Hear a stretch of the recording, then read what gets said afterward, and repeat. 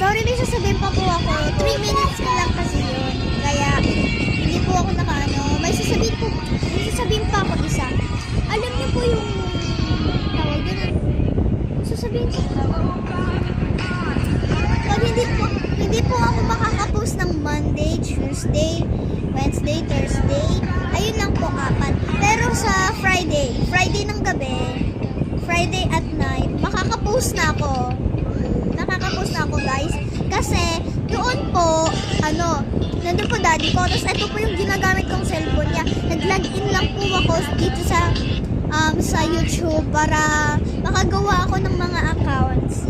Para makagawa ako ng mga mga videos para makita nyo. And, sana magustuhan nyo tong video na to. Gagawa pa ako ng isa pang gantong video kasi, alam nyo naman yung mga Englishera dyan, hindi marunong. Kaya, that's why.